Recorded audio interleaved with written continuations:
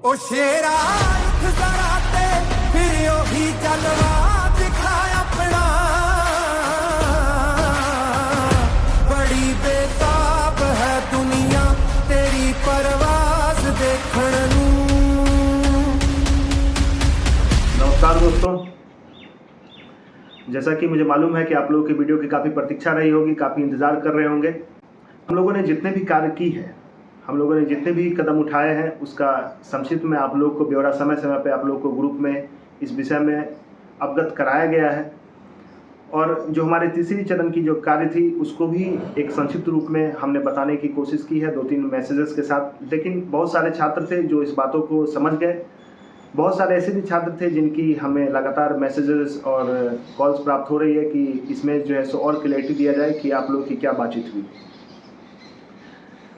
इसमें मुख्यतः जो 2-3 प्रश्न थे कि कृषि समन्वय की वैकेंसीज कब तक आएंगी, प्लांट प्रोटेक्शन ऑफिसर और अन्य वैकेंसीज की क्या हुई, और BHO जो ब्लॉक हॉर्टिकल्चर ऑफिसर की सप्लीमेंट्री रिजल्ट के बारे में आप लोग की क्या बात हुई।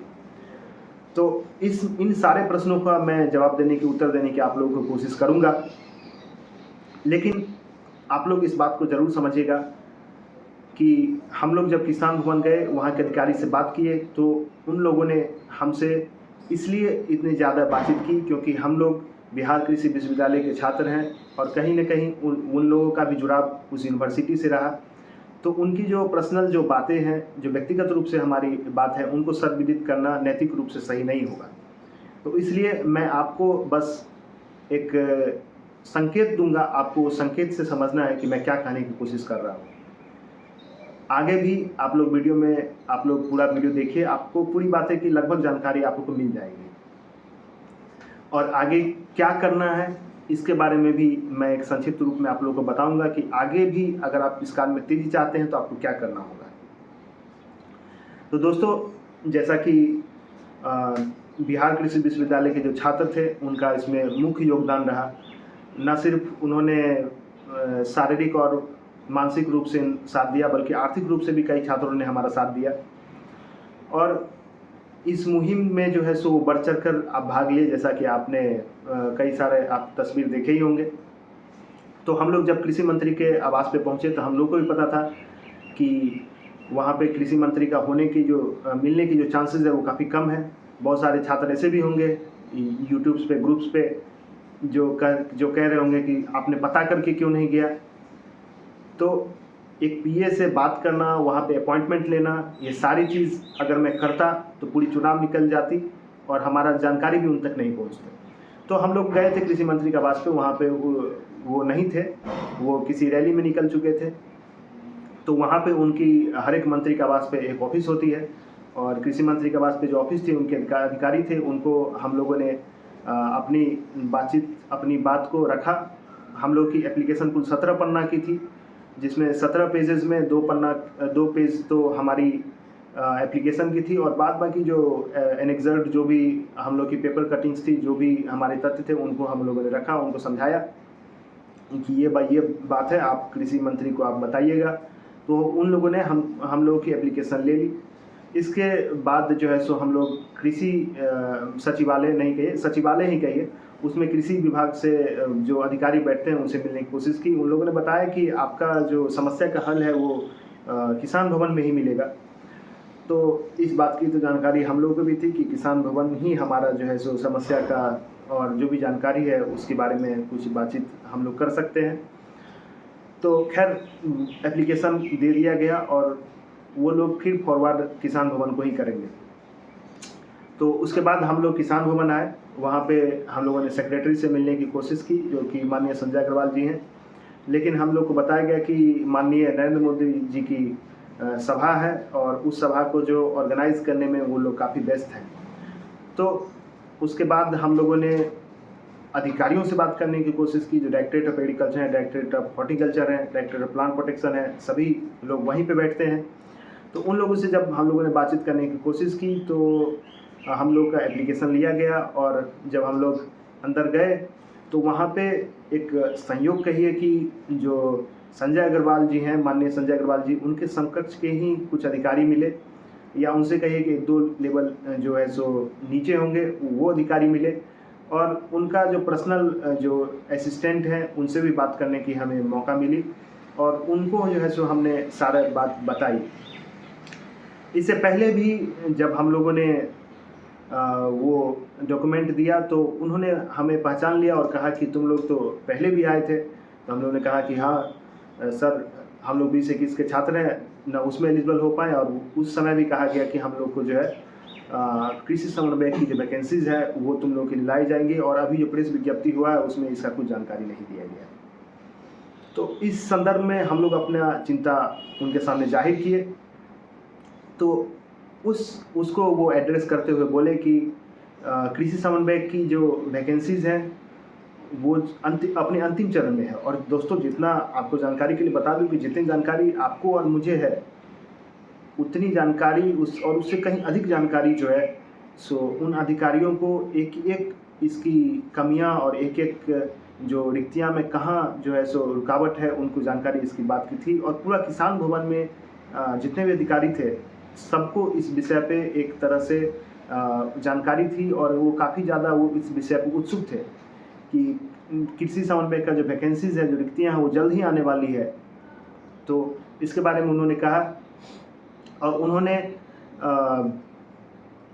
अपने एक अधिकारी को बातचीत करके और फिर उन्होंने एक दूसरे अधिकारी जो कि इससे जुड़े हुए हैं उनको हमारे सामने ही उन्होंने दूरभाष पे बात करने की कोशिश की और उन्होंने पूरा जानकारी हम लोग के सामने ही लिया और हम लोग बताया कि ये जो वैकेंसीज है वो अपने जितने भी विभाग हैं उसमें जो है सो ये पास हो चुकी है। आपको वित्त विभाग की तरफ से आप लोगों ने काफ़ी सुना होगा कि रुकावट थी, तो उसको भी इन्होंने ये जो वैकेंसीज है वो पास हो चुकी है। हाँ, इसमें अंतिम चरण में जो नियमावली बननी थी वो क्या था कि जो कृषि समन्वयक है उसकी जिम्मेदारियां को बढ़ाने की बात हो रही है कि जिला लेवल पे जो थे, जिला कैडर पे जो पहले थी उसको स्टेट कैडर बनाने की बात हो रही है। तो इसको लेके एक अलग जो है सो डायरेक्टरेट की भी गठन करने की बातचीत हो रही है। तो एक अलग नियमावली बनाने की इसमें बातचीत हो रही है। इस नियमावली को स्वीकृति देने के लिए एक मीटिंग होनी थी और इसकी स्वीकृति जो है सो अंतिम चरण में जो है सो माननीय संजय अग्रवाल जी और जो कृषि मंत्री है उनके तरफ से मिलना है। तो काम इतना ही बचा हुआ है।